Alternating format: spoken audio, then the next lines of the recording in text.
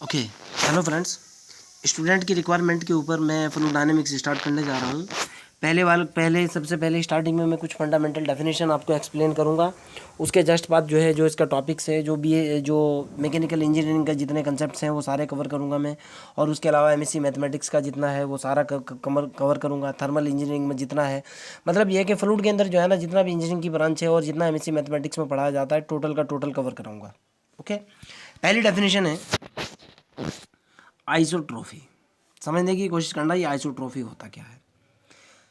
मैं कहना चाह रहा हूं a fluid is said to be isotropic fluid. A fluid is said to be isotropic fluid with respect to the some properties, जैसे pressure और density. वह फ्लूइड आइसोट्रोपिक फ्लूइड कहलाएगा। कौन से वाला?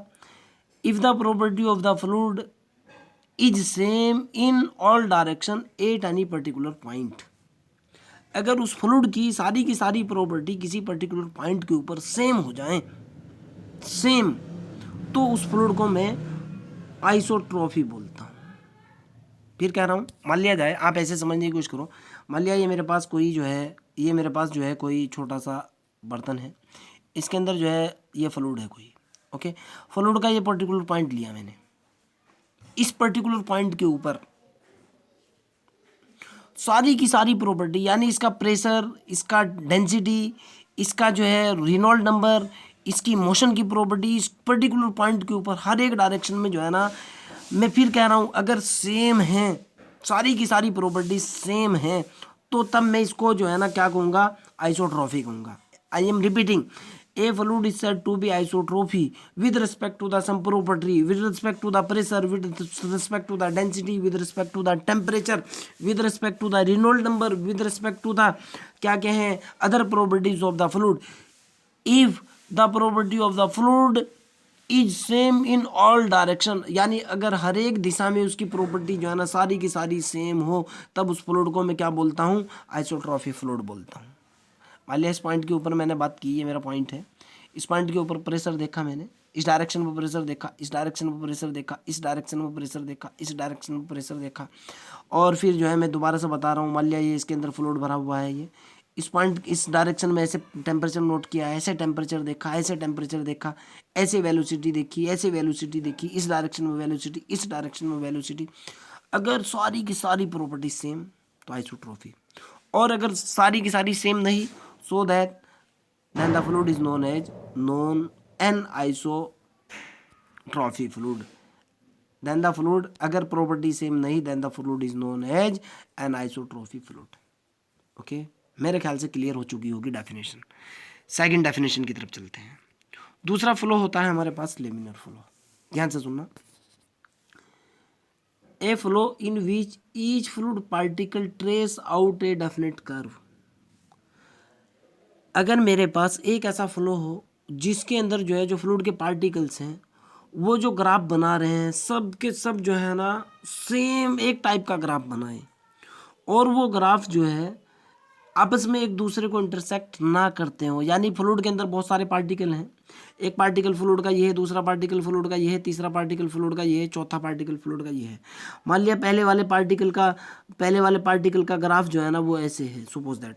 दूसरे वाले पार्टिकल का ग्राफ भी सपोज दैट ऐसे है, ये वाला ग्राफ और ये वाला ग्राफ सेम है। तीसरे वाले पार्टिकल का ग्राफ भी ऐसे ही है, सेम। चौथे वाले पार्टिकल का ग्राफ भी ऐसे ही है, सेम। यानी इन सब के कर्व सेम है। इन सब के जो है ना, ये जो फ्लूइड के चार पार्टिकल्स हैं, चारों के जो कर्व है ना वो सेम टाइप के हैं, और ये जो कर्व आपस में एक दूसरे को इंटरसेक्ट नहीं करते हैं, तब इस फ्लो को मैं बोलता हूँ laminar flow.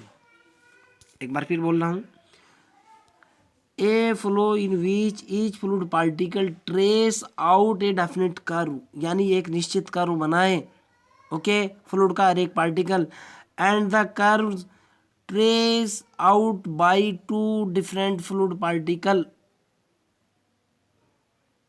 do not intersect, और वो फ्लूइड के जो पार्टिकल्स हैं उनका जो कर्व है एक दूसरे को इंटरसेक्ट ना करे, तब उस फ्लूइड को लेमिनर फ्लूइड बोलता हूँ। जैसे फ्लूइड का पहला पार्टिकल मान लिया ये है, फ्लूइड का दूसरा पार्टिकल ये है, फ्लूइड का तीसरा पार्टिकल सपोज दैट ये है। पहले वाले पार्टिकल का ग्राफ सपोज दैट ऐसे निकला, दूसरे वाले पार्टिकल का ग्राफ सपोज दैट ऐसे निकला, तीसरे वाले पार्टिकल का ग्राफ भी ऐसे निकला।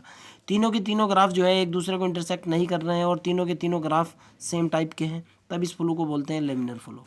दूसरा एग्जाम्पल, फ्लूइड का पार्टिकल पहला ये है, दूसरा पार्टिकल ये है, तीसरा पार्टिकल ये है। पहले पार्टिकल का ग्राफ ये, दूसरे पार्टिकल का भी ग्राफ ये, तीसरे पार्टिकल का भी ग्राफ ये, तीनों पार्टिकल के ग्राफ सेम, और ये ग्राफ आपस में एक दूसरे को इंटरसेक्ट यानी ऐसे इंटरसेक्ट नहीं कर रहे हैं, एक दूसरे को प्रतिच्छेद करके नहीं निकल रहे हैं, तब इस फ्लो को बोलते हैं लेमिनर फ्लो। क्लियर? अगले वाले डेफिनेशन की तरफ चलते हैं। Definition number next, turbulent flow. ध्यान से सुनना, ए flow in which each fluid particle does not trace out a definite curve. यानी अगर एक फ्लूइड का पार्टिकल ये है, दूसरा फ्लूइड का पार्टिकल ये है, तीसरा फ्लूइड का पार्टिकल ये है, पहले वाले फ्लूइड का पार्टिकल का ग्राफ ऐसा है, दूसरे वाले फ्लूइड का पार्टिकल का ग्राफ ऐसे है, तीसरे वाले फ्लूइड के पार्टिकल का ग्राफ ऐसे है। ओके, ध्यान से सुन लेना, पहले वाले फ्लूइड ऐसे, पहले वाले फ्लूइड पार्टिकल ऐसे जा रहा है, दूसरे वाला फ्लूइड पार्टिकल ये जा रहा है, तीसरे वाला फ्लूइड पार्टिकल ये जा रहा है। ओके, पहली बात तो ये है कि तीनों का कोई डेफिनेट कर्व नहीं है, पहले वाला कर्व ऐसे है, दूसरे वाला कर्व ऐसे है, तीसरे वाला कर्व ऐसे है, और आप देख रहे हो कि ये कर्व आपस में एक दूसरे को इंटरसेक्ट कर रहे हैं, तब इस तरह के फ्लो को बोलते हैं टर्ब्यूलेंट फ्लो। क्लियर? मैं वही डेफिनेशन बता रहा हूँ। ए flow in which each fluid particle does not trace out a definite curve, कोई कर्व आपका डेफिनेट नहीं होना चाहिए, and curve trace out the fluid particle intersect, और उनका जो ग्राफ है, जो फ्लूइड के पार्टिकल है उनका जो ग्राफ है वो इंटरसेक्ट आ जाए। जैसे पहले वाले फ्लूइड के पार्टिकल का ग्राफ मेरा ये है, दूसरे वाले फ्लूइड के पार्टिकल का ग्राफ ये है, तीसरे वाले फ्लूइड पार्टिकल का ग्राफ ये है, चौथे वाले फ्लूइड पार्टिकल का ग्राफ ये है।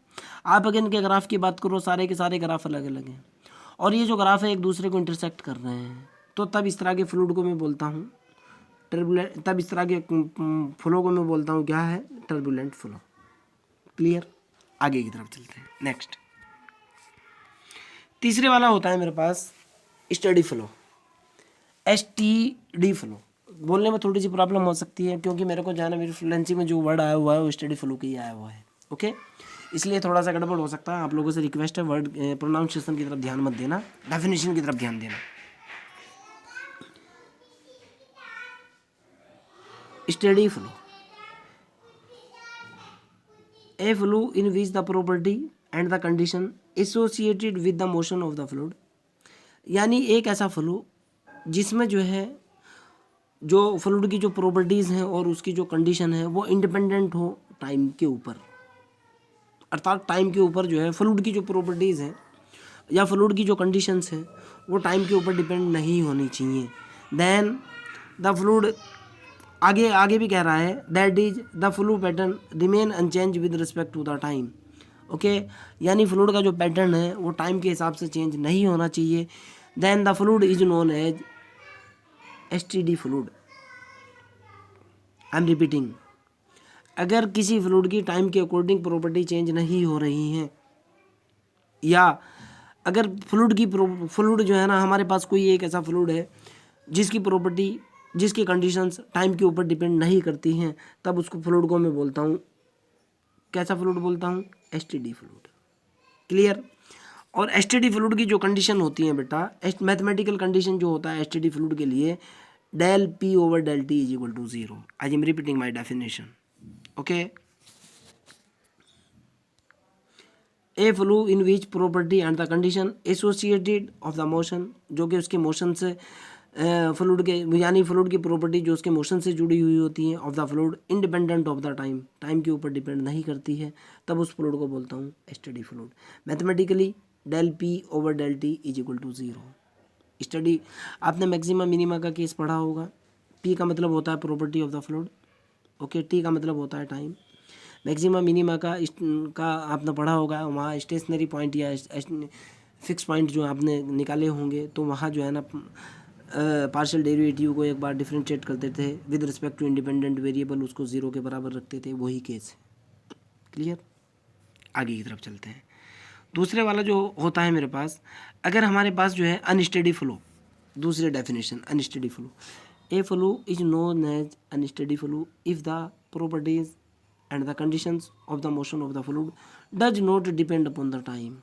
Then the fluid is known as unsteady fluid. Okay, clear. आगे की तरफ चलते हैं। इस लेक्चर के अंदर इतना ही। आप लोगों से मेरी रिक्वेस्ट है कि अगर आपको मेरा ये लेक्चर अच्छा